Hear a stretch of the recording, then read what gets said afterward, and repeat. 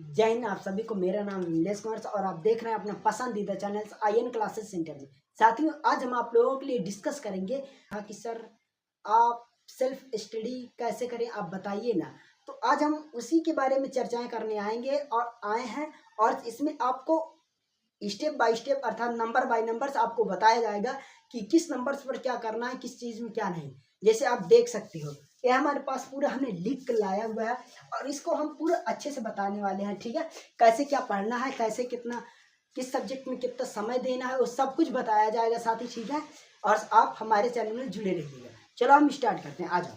तो यहाँ पास आप लोग देख सकते हैं कि अगर आप कक्षा 10 में हैं तो बोर्ड एग्जाम्स कहते हैं यूपी बोर्ड एग्जाम 2026 और 27 छात्र हैं, तो इस तरीके से आप सेल्फ स्टडी कर सकते हैं। तो यहाँ पर सेल्फ स्टडी अर्थात कैसे करें, वही आज चीज़ों को हम डिस्कस करेंगे। ठीक है, तो देखो यहाँ पर पहला नंबर हमारे पास क्या है कि रोज का टाइम टेबल बनाएं। आपको रोज का एक टाइम टेबल्स बना लेना है, अर्थात कौन सब्जेक्ट कितने समय पढ़ना है और कैसे कैसे सब्जेक्ट को पढ़ना है।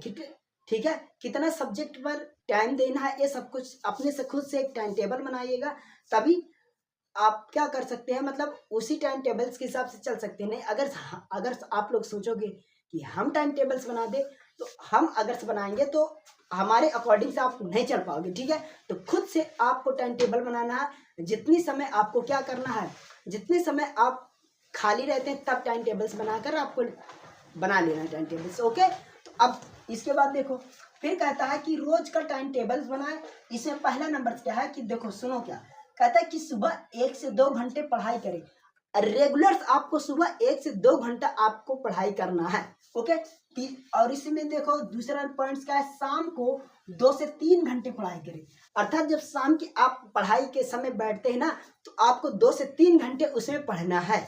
ओके, अब फिर उसके बाद कहता है कि रोज एक ही समय पर पढ़ने की आदत डालें।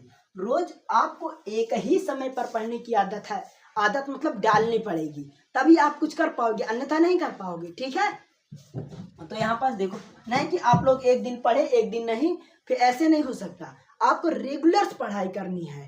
ठीक है, कंटिन्यू पढ़ाई करनी है साथ ही, तभी कुछ हो पाएगा। अब यहाँ पास देखो, दूसरा पॉइंट हमारे पास कहता है कि सबसे पहले कठिन विषय पढ़ें। कहता है कि सबसे पहले आपको कठिन विषय पढ़ना है, जो आपको कठिन सब्जेक्ट लगे। जैसे मैथ्स और विज्ञान, ये एक कठिन सब्जेक्ट होते हैं, 2 सब्जेक्ट कह सकते हैं। तो इन सब्जेक्टों को आपको पहले पढ़ना है, अर्थात सुबह पढ़ना है। कैसे, यहाँ पर देखो, कहता है कि गणित और विज्ञान को सुबह पढ़ो और हिंदी, अंग्रेजी और सामाजिक विज्ञान बाद में पढ़े। तो कहने का मतलब हुआ, आपको गणित और विज्ञान को आपको सुबह पढ़ना है, सिंपल। और बाकी जो सब्जेक्ट आपके पास बचते हैं, हिंदी, अंग्रेजी और सामाजिक विज्ञान, ये जितने सब्जेक्ट बचते हैं, आप क्या कर सकते हैं, इनको अलग टाइम आप देकर पढ़ाई कर सकते हो। ठीक है, अब इसके बाद आ जाओ, तीसरा नंबर में क्या कहता है कि 45 से 50 मिनट पढ़े और 10 मिनट आराम करें। तो कहने का मतलब हुआ कि आपको 45 से 50 मिनट क्या करना है, पढ़ना है। फिर उसके बाद बीच में आपको क्या लेना है, गैप लेना है, अर्थात ब्रेक लेना है 10 मिनट के लिए। ओके, और इसमें लिखा क्या है कि लगातार कई घंटे पढ़ने के बजाय छोटे छोटे छात्र रखें। तो कहने का मतलब हुआ कि जब हम लगातार कंटिन्यू पढ़ाई करते हैं, तो उसमें हम लगातार से पढ़ाई ना कर एक छोटा छोटा क्या बना लें, एक गोल्स बना लें कि इतने समय इस सब्जेक्ट को पढ़ेंगे, इतने समय इस सब्जेक्ट को पढ़ेंगे। ठीक है, मतलब एक बीच में क्या करना है, एक ब्रेक करना है। ब्रेक नहीं कि हमको लगातार कंटिन्यू पढ़ते जाना है, कुछ समझ में नहीं आएगा। ठीक है, तो बस यही करना है आपको। ठीक है, एक छोटे छोटे क्या बनाना है, साथ रखें। ओके, अब टारगेट आपको बनाना है। ओके, अब यहाँ पर चौथा देखो, चौथा क्या लिखा हुआ है कि एनसीईआरटी और यूपी बोर्ड की किताबें पूरी पढ़ें। तो कहने का मतलब हुआ, आपको कोई प्रकार की बोर्ड एग्जाम अगर आप देना चाहते हो, तो आपको इधर उधर की बुक नहीं पढ़ना है, साथ ही आपको सिर्फ एनसीईआरटी बुक पढ़ना है और यूपी बोर्ड आप लोगों की जो बुक है वही पढ़ना है, एनसीईआरटी सरकारी वाली बुक्स। ठीक है, तभी आप अच्छा नंबर से ला सकते हो, अन्यथा नहीं। आप इधर उधर बुक से आप पढ़ सकते हो, कोई दिक्कत नहीं, नॉलेज के लिए पढ़ सकते हो, लेकिन जो हमको इम्पोर्टेंस बुक पढ़नी है वो हमको एनसीईआरटी बुक पढ़नी है। ओके, अब यहाँ पास देखो, इसके अंदर क्या कहते हैं कि हर अध्याय पढ़ें। मतलब आपको कोई चैप्टर छोड़ना नहीं है, जो एनसीईआरटी बुक में जो दिया गया है चैप्टर्स, उसमें कोई चैप्टर नहीं छोड़ना। साथ ही के काटा है ये नहीं पढ़ना है, मतलब उसको हर अध्याय पढ़ना चाहिए, तभी हमारे थोड़ा जो माइंड है वो थोड़ा विकसित होगा। और प्लस हम जो बोर्ड एग्जाम में हमारे जो क्वेश्चंस पूछे जाएंगे उसको क्या है, उस क्वेश्चनों को हम अच्छे से कर सकते हैं, ठीक है, समझ लेंगे, समझ में आ जाएगा। अब यहाँ पर देखो फिर कहता है कि सभी उदाहरण और प्रश्न हल करें। हाँ, ये इंपॉर्टेंस है, ये बात भी इंपॉर्टेंस है, आपको सभी प्रश्नों को हल करना है। और प्लस उस प्रश्न को हल करते साथ साथ उसमें जो एग्जाम्पल्स दिए रहेंगे, उदाहरण जो दिए रहेंगे, साथ ही उदाहरण बहुत हल करना बहुत जरूरी होता है। एग्जाम्पल्स का मतलब ये होता है एग्जाम में आने वाले क्वेश्चन, तो आपको उदाहरण जितने हैं सभी को हल करना है, एक भी उदाहरण छूटना नहीं चाहिए। ओके, अब आ जाओ इसके बाद देखते हैं। इसके बाद देखो कहता है कि रोज लिख कर अभ्यास करें, ये बहुत अच्छी बात है। कहते हैं कि रोज लिख कर अभ्यास करें, सही बात है। अगर आप लिख कर अभ्यास नहीं करोगे तो वो चीज ज्यादा दिन तक याद नहीं रहेंगी और भूल जाएंगी। और इसमें लिखा गया है खासकर गणित में हर प्रश्न कॉपी पर लिख कर हल करें। जो हमारे पास खासकर मैथ वाले जो बुक्स होते हैं, कह सकते हैं मैथ वाला जो प्रश्न होता है, उसमें आपको पहली बार क्या करना है, लिख कर अपने हाथों से प्रश्नों को हल करके याद, मतलब लिख कर ही पढ़ाई करना है। नहीं तो ये मैथ्स एक ऐसा सब्जेक्ट है दोस्त, मैथ्स में अगर आप लिख कर नहीं रिवीजन कर रहे हो ना, ऐसे देख देख कर रिवीजन कर रहे हो पढ़ पढ़ के ना, तो उद्धार होने वाला नहीं है जब तक इसको अपने हाथों से रगड़ोगे नहीं, ठीक है। अपने हाथों से रगड़ो और समय दो मैथ्स में, तभी वो मैथ्स आएगा, अन्यथा नहीं। आज पढ़ो कल भूल जाएगा। ओके, तो रेगुलर से रिवीजन करना है, ठीक है। और यहाँ पर देखो सिर्फ देख कर नहीं लिख कर पढ़ना है।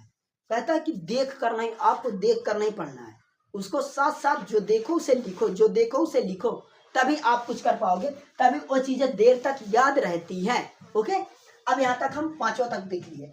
अब छठवा देखते हैं। छठवा में क्या दिया, कहता है कि रोज रिवीजन करें, बहुत अच्छी बात है। इसमें बोल दिया कि आपको रोज रिवीजन करना है, रेगुलर, मतलब जो सब्जेक्ट पढ़ाया जाए पीछे का, उसका पीछे का रिवीजन करके ही अगली क्लास में आना है। सिंपल कहने का मतलब एक हुआ। तो यहाँ पर देखो लिखा है, हमने लिख कर लाया है, लिखा है कि रात में 20 से 30 मिनट पूरे दिन दोहराएं। जो आप पूरे दिन भरे का जो आप लोग पढ़ते हो, ठीक है, स्कूल में जो पढ़ाया जाता है, जो कोचिंग में पढ़ाया जाता है, जो ऑफलाइन कोचिंग में पढ़ाया जाता है, ऑनलाइन कोचिंग में पढ़ाया जाता है, उन सभी कोचिंगों में जो चीज पढ़ाया जाता है, जितना सारा आप सभी लोग पढ़ते हो, आपको रात में 20 से 30 मिनट उन सभी टॉपिक को क्या करना है, दोहराना है, ठीक है। क्या क्या चीजें हमने पढ़ा, तभी वो ज्यादा दिमाग में, जो दिमाग हमारा माइंड होता है, वो बहुत देर तक स्टोर कर पाएगा, ठीक है। अब यहाँ पर सातवां कहता है, सातवां देखो लिखा है कि पुराने प्रश्न पत्र हल करें। मतलब जो पुराने क्वेश्चंस है उसको आपको हल करना बहुत जरूरी है, पुराने क्वेश्चंस। तो कैसे, कहता है कि पिछले 5 से 10 वर्ष के प्रश्न को हल करो। 5 से 10 साल प्रश्न, मतलब जो हमारे बोर्ड एग्जाम में पूछे गए प्रश्न है, उनके जस्ट पीछे वाले प्रश्नों को, ठीक है, उन सभी प्रश्नों को ढूंढो और हल करो। अगर पेपर मिल जाए, अगर आपको पुराने पेपर्स मिल जाए 2022, 23, ठीक है, और 21 तक के, तो आप उन सभी पेपर को उठाओ और उसमें देखो कैसे प्रश्न हमारे बोर्ड एग्जाम में पूछे गए हैं और उन प्रश्नों को कैसे हमको करना है। ओके, अब यहाँ पर देखो, इससे परीक्षा में पैटर्न समझने में आएगा। सही बात है। अगर जब आप 5 से 10 घंटा, मतलब 5 से 10 वर्ष के जब प्रश्न को देखोगे, तो आपका जो दिमाग है, आपका जो मतलब जो परीक्षा में जो पूछे जाते हैं क्वेश्चंस, वो क्या है, समझ में आएंगे कि हाँ ऐसे क्वेश्चंस पूछे जाएंगे। हम अगर ऐसे क्वेश्चंस पूछे जाएंगे तो हम अगर क्वेश्चंस आएगा तो हम क्या कर लेंगे। सिंपल, तो ये यही है। तो अब देखो 8वां क्या है, तो कहता है मोबाइल्स का सही उपयोग करें। भाई ये बहुत जरूरी है। बहुत आजकल देखते होंगे आप सभी लोग दोस्त, मोबाइल्स माता पिता दे दिए कि बच्चे जाओ ले लो मोबाइल से पढ़ाई करो। भाई तो मोबाइल तो ले लिए, अब पापा मम्मी को इतना काम भी होता है घरों में कि वो आपके मोबाइल से क्या देख नहीं पाती कि हमारा बच्चा क्या कर रहा है। आपको तो विश्वास है कि हमने फ़ोन दे दिया, हमारा बच्चा पढ़ रहा होगा, लेकिन उसमें कुछ ट्रिप्स होती हैं। वो मोबाइल से एक ऐसी चीज़ है, अगर मोबाइल्स में कोई बच्चा पढ़ रहा है तो उसमें मोबाइल्स में अगर कोई वीडियो देख रहा है तो उसमें ऐड आते रहती है, ठीक है। कोई एक अच्छा ऐड आ गया तो उसे देखिए 2 से 30 सेकंड का रहता है, अगर वो आइडिया आ गया उससे देखते लगे कि हाँ अच्छा है तो स्कोर करते रह जाते हैं ना, वीडियो को मतलब पोस्ट करते रह जाते हैं। तो भाई वो चीज़ नहीं करना है। जब मोबाइल्स मिला है तो आपको मोबाइल्स क्या है, पढ़ना है। पढ़ाई के लिए मोबाइल्स दिया गया है ना, माता पिता आपके पढ़ाई के लिए मोबाइल्स दिए हैं तो उसको सही उपयोग करना है। ओके दोस्त, तो यहाँ पर लिखा है कि पढ़ाई के समय सोशल मीडिया से दूर रहें। पढ़ाई के समय आपको सोशल मीडिया से दूर रहना बिल्कुल, और केवल पढ़ाई से जुड़े वीडियो ही देखिए। पढ़ाई आप जब मोबाइल से लिए हो पढ़ाई के लिए, उसमें सिर्फ पढ़ाई ही वाली वीडियो देखो, अन्यथा कोई प्रकार की वीडियो, आप गंदी वीडियो, कोई प्रकार का वीडियो मत देखो, ठीक है। तभी आप सब सक्सेस हो पाओगे मोबाइल्स में। अब देखो यहाँ पर क्या लक्ष्य तय करें। भाई आपका एक लक्ष्य होना चाहिए, एक गोल होना चाहिए कि हमको बोर्ड एग्जाम में 90+ लाना है तो लाना है। ये हमारा गोल है, ये हमारा लक्ष्य है, ठीक है। तो आपको एक टारगेट बनाना है कि साथ ही हम पढ़कर अब की बार बोर्ड एग्जाम में इतना नंबर्स लाएंगे। एक लक्ष्य बना लो कि अब की बार मुझे टॉप करना है तो करना है, 90+ लाना है तो लाना है, ला सकते हो। बस मेहनत करनी चाहिए, मेहनत आपको सही दिशा में करना है। बहुत आसानी से, बहुत आराम से अभी भी आ जाएगा। अभी आप लोग कहोगे कि सर जी क्या अभी हम बोर्ड एग्जाम में, मतलब अभी से पढ़कर क्या बोर्ड एग्जाम में 90+ नहीं ला सकते? बिल्कुल ला सकते हो। बस आपको कंटिन्यू लगातार पढ़ाई करनी है, बस आप ला सकते हो। और क्या कहता है इसमें, कहता है कि हर दिन एक अध्याय पढ़े, एक अध्याय या 30 से 40 प्रश्न पूरा करने का एक लक्ष्य रखो। आपको एक लक्ष्य बनाना है प्रश्न को हल करने के लिए। एक लक्ष्य बनाना है कि 30 से 40 प्रश्न रेगुलर, आप एक रेगुलर लक्ष्य बना लो कि 30 से 40 प्रश्नों को हमको रेगुलर हल करना है, बिन देखे और देख देख कर भी। सिंपल।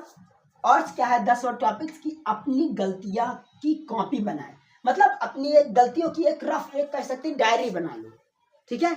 नोटबुक अर्थात डायरी बना लो, उसमें आप लोग लिखो कि हमने आज क्या गलती की और क्या उसमें सुधार, मतलब रेगुलर गलती करोगे तो कहते हैं ना कि अगर से इस जीवन में कोई व्यक्ति सक्सेस है, अगर इस जीवन में कोई व्यक्ति सक्सेस है तो क्या है, बिन गलतियों के नहीं हुआ है।